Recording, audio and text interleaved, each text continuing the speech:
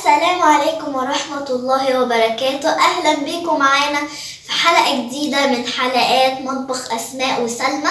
هنعمل مع بعض النهاردة الجيلي بالفواكه. ده شكله، ده شكل الجيلي اهو بتاعنا. الجيلي بالفواكه عندي هنا كيوي متقطع وفراولة متقطعة وتفاح متقطع وجوافة متقطعة، بس انا شايله منها البذر، لازم برضو تشيلي منها البذر. وعندي معلقتين عسل، وعندي هنا 3 علب من دريم جيلي من دريم. انا هعملها بالخوخ، بس انت لو عايزه الوصفه ده مش بس انت لو عايزاها يعني تكون الوصفه يعني الجيلي بالفراوله، ممكن تعملي الجيلي بالفراوله، بس انا هعمله بالمشمش. وعندي كوبايتين ميه ساقعه، وهحتاج كوبايتين ميه مغليه. اول خطوه معانا هحط الفواكه كلها هنا.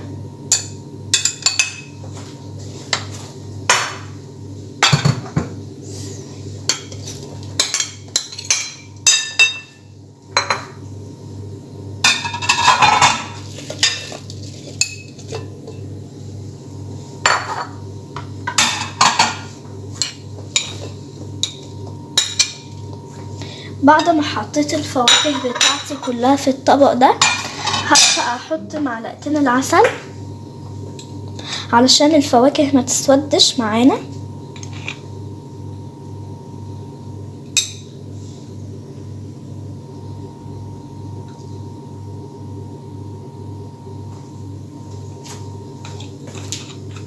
بالشكل ده كده.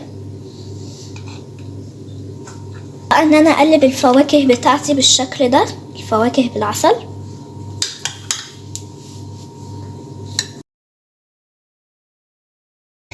ده بقى بعد ما قلبتها.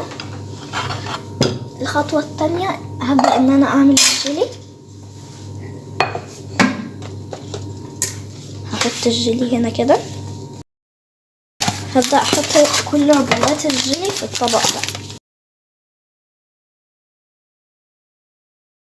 انا حطيت بقى كل عبوات الجيلي. هحط شوية صغيرين من المية المغلية.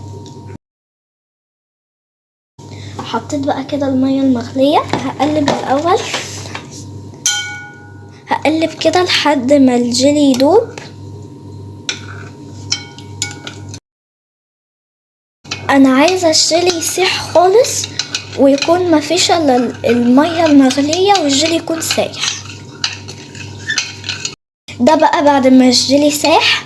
بعد ما الجيلي ساح انا حطيت عليه كوبايتين ميه ساقعه، وكان فيهم كام مكعب تلج كده، وفضلت اقلب كده لحد ما التلج ساح خالص.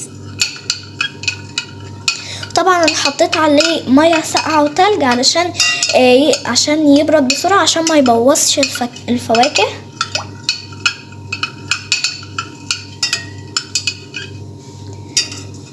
الجيلي بقى ساح كله كده، تلج كمان.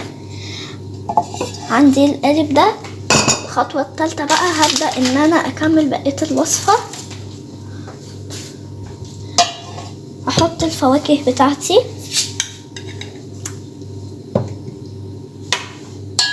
بالمعلقة بالشكل ده.